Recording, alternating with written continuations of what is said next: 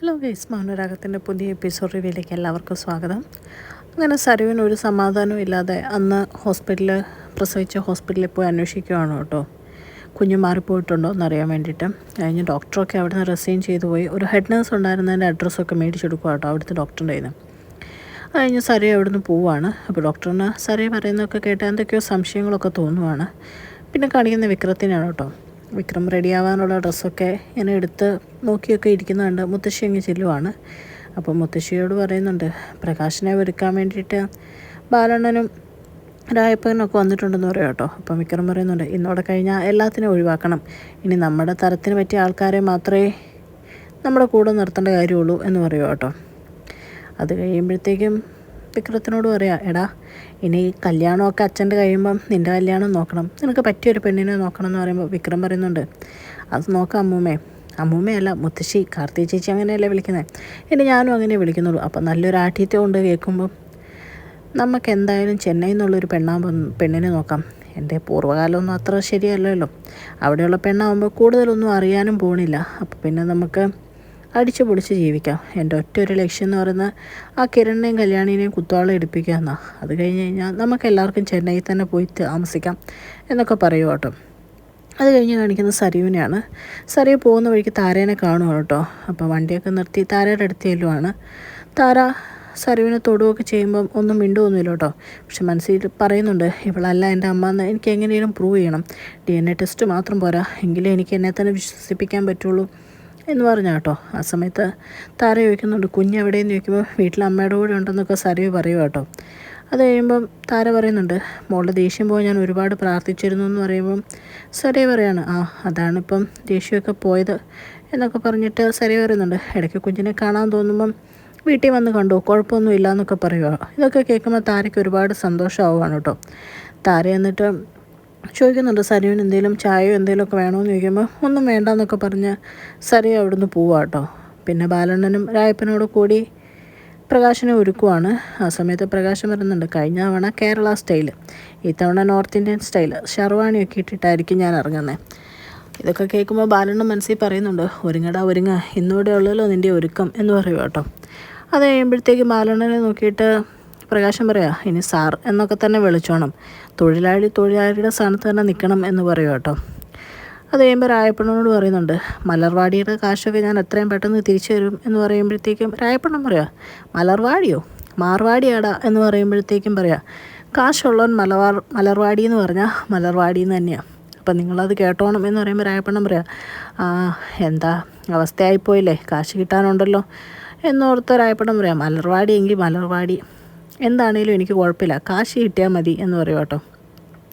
അതുമ്പോൾ പ്രകാശം പറയുന്നുണ്ട്, എല്ലാം കഴിഞ്ഞിട്ട് എനിക്ക് ആ കല്യാണിയുടെയും കിരണിനെയും ഒന്ന് കുത്തുവാള എടുപ്പിക്കണം, എന്നാലേ എനിക്ക് മനസ്സമാധാനം കിട്ടുള്ളൂ എന്ന് പറയുമ്പോൾ ബാലണ്ണൻ പറയുന്നുണ്ട്, നടന്നു തന്നെ എന്ന് പറയും കേട്ടോ. അത് പ്രകാശം കേട്ടിട്ട് ചോദിക്കുക, താനെന്താടോ ഒരു കളിയാക്കുന്ന സംസാരം എന്ന് ചോദിക്കുമ്പോൾ പറയാം, കളിയാക്കിയതൊന്നുമല്ല, ഞാൻ ജസ്റ്റ് ഇങ്ങനെ നിങ്ങളുടെ ആഗ്രഹമൊക്കെ നടക്കും സാറേ എന്ന് പറഞ്ഞതാ എന്ന് പറയും കേട്ടോ.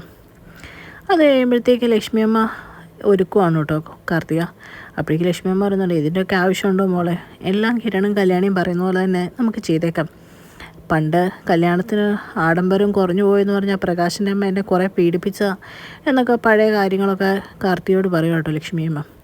അത് കേൾക്കുമ്പോൾ കാർത്തിക പറയുന്നുണ്ട്, അത് സാരമില്ല, ഇന്ന് അതിനോട് കൂടി കൊടുത്തേക്കാം, കല്യാണം നടക്കില്ലെങ്കിലും ബാക്കിയൊക്കെയുള്ള ആർഭാടത്തിനൊന്നും ഒരു കുറവും വേണ്ട എന്നൊക്കെ പറഞ്ഞ് ഒരുക്കുവാണ് കേട്ടോ ലക്ഷ്മിയമ്മേനും. അതേ സമയത്ത് കല്യാണിയും കിരണും ദീപയും ബൈജുവും ഒക്കെ പോകാൻ വേണ്ടിയിട്ട് റെഡിയാവുകയാണ്. അപ്പോൾ ബൈജു ചോദിക്കുന്നുണ്ട്, ബകാസുരനൊക്കെ വരുമായിരിക്കുമോ എന്ന് ചോദിക്കുമ്പോൾ കിരൺ പറയുന്നുണ്ട്, അവർക്കതിലും വലിയ പണി കിട്ടിയിട്ടിരിക്കുക, അതുകൊണ്ട് അതൊന്നും എൻജോയ് ചെയ്യാൻ പറ്റിയ മാനസികാവസ്ഥയിലല്ല, എന്തായാലും നമുക്ക് പോവാം, നമുക്കവിടെ കാണാനും തിരിച്ചു വരുമ്പോൾ ആഘോഷിക്കാനും ഉള്ള വകയുണ്ടല്ലോ എന്ന് പറഞ്ഞ് കിരണും കല്യാണിയൊക്കെ കൂടെ റെഡിയായിട്ട് പോവാം കേട്ടോ. അതേ സമയത്ത് രാഹുൽ വന്നിട്ട് ഷാരിയോട് ചോദിക്കുന്നുണ്ട്, മോളെവിടെ പോയതാ, കണ്ടില്ലല്ലോ എന്ന് പറയുമ്പോൾ ഷാരി പറയുന്നുണ്ട്, അതാ ഞാനും ഓർക്കുന്നത്, കുറേ നേരമായി ഒരനക്കവും ഇല്ല എന്നിങ്ങനെ പറയും കേട്ടോ. അത് കഴിയുമ്പം താര ഇവിടെ വന്നപ്പോൾ അവൾ പ്രശ്നം ഉണ്ടാക്കിയില്ല, ഇനിയിപ്പോൾ അവൾ എന്തെങ്കിലും അറിഞ്ഞോ എന്ന് ചോദിക്കുമ്പോഴത്തേക്കും ഷാരി പറയുന്നുണ്ട്, അതിന് സാധ്യതയില്ല, അറിഞ്ഞായിരുന്നെങ്കിൽ തൻ്റെ തലമണ്ട അവൾ തല്ലിപ്പൊടിച്ചേനും, എനിക്ക് എൻ്റെ മോളെ ഉള്ളൂ എന്ന് ഓർത്തായിരുന്നു ഞാൻ ജീവിച്ചുകൊണ്ടിരുന്നത്, അതും ഇപ്പം എൻ്റെ സ്വന്തം അല്ലല്ലോ എന്ന് ഓർക്കുമ്പോൾ എനിക്ക് ഭ്രാന്ത് പിടിക്കുന്നുണ്ട് അപ്പോഴത്തേക്കും രാഹുൽ പറയാ, നീ ഇങ്ങനെ ആവശ്യമില്ലാത്ത കാര്യങ്ങൾ ചിന്തിക്കാതെ എങ്ങനെ ഇനി മനോഹറിനെ ഒഴിവാക്കാമെന്നുള്ള കാര്യം നോക്ക്, എങ്ങനെയും അവനെ ഇവിടുന്ന് കാശ് കൊടുത്ത് ഒതുക്കി പറഞ്ഞു വിടണം എന്ന് പറയും കേട്ടോ. അപ്പോഴത്തേക്ക് ചാറ്റി പറയുക, ഇതാ നിങ്ങളുടെ തലയ്ക്കകത്തൊന്നും ഇല്ലയെന്ന് ഞാൻ പറയുന്നത്, കാശ് കൊടുത്ത് അവനെ ഒതുക്കി വിടാൻ വേണ്ടിയിട്ട് എന്തിനാ ബുദ്ധിമുട്ടുന്നേ? ഇനിയിപ്പോൾ താരയാണ് അമ്മ എന്ന് അറിഞ്ഞു കഴിഞ്ഞാൽ ആകെ അവൾക്കെതിരെ മനോഹർ കൊണ്ടു നടക്കുന്ന തുറുപ്പ് അതാണല്ലോ, പിന്നെ ഒന്നും പറയേണ്ട വരുവേല എന്ന് പറയുക കേട്ടോ. അത് കഴിയുമ്പോഴത്തേക്കും പറയാം, ഇനി അറിഞ്ഞിട്ടില്ലെങ്കിൽ പോലും അവനെ പറഞ്ഞു വിട്ട് കഴിഞ്ഞ് കഴിഞ്ഞാൽ മോളത് പോലീസ് കേസ് ആക്കുമല്ലോ, ആക്കി കഴിഞ്ഞ് കഴിഞ്ഞാൽ പോലീസുകാർ അവൻ്റെ ചരിത്രം എല്ലാം വന്ന് മോളോട് പറയുകയല്ലേ, അപ്പം നിങ്ങളുടെ മോൾക്ക് ഭ്രാന്ത് പിടിക്കുകയില്ല എന്നാണ് നിങ്ങൾ ഓർത്തേക്കുന്നത് എന്ന് ചോദിക്കും കേട്ടോ. ഇതൊക്കെ കേട്ട് ആകെ പെട്ടിരിക്കുന്ന അവസ്ഥയിൽ നിൽക്കുവാണ് കേട്ടോ രാഹുൽ.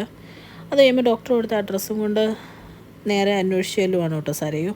അപ്പോൾ അവരുടെ മകളെയാണ് കാണുന്നത്. മകളോട് ചോദിക്കുന്നുണ്ട്, അമ്മയുടെ കൂടെ വർക്ക് ചെയ്ത് ആരെങ്കിലും അറിയുമോ എന്നൊക്കെ ചോദിക്കുമ്പം ആരെയും അറിയില്ല, ഒന്നും ഇപ്പോൾ ഓർമ്മ വരുന്നില്ല, നോക്കട്ടെ എന്നൊക്കെ പറയുക കേട്ടോ.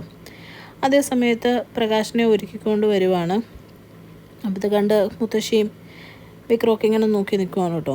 അതേസമയം വിക്രം പറയുന്നുണ്ട് മുത്തശ്ശിയോട്, ഇപ്പോഴാണ് മുത്തശ്ശിക്ക് ഒരു ആട്ടിത്യമൊക്കെ ആയത്, നേരത്തെ നമുക്ക് ദാരിദ്ര്യമൊക്കെ ആയതുകൊണ്ട് എന്ത് കോലമായിരുന്നു, ഇപ്പം എന്തേ നോക്ക് എല്ലാം സെറ്റായി, ഇപ്പോഴാണ് എൻ്റെ മുത്തശ്ശിയാണെന്ന് തോന്നുന്നത്, കണ്ടാൽ തന്നെ നല്ല തലയെടുപ്പൊക്കെ ഉണ്ട്, ഈ കോലത്തിൽ നല്ല ഭംഗിയുണ്ടെന്നൊക്കെ പറയുകയാണ് കേട്ടോ.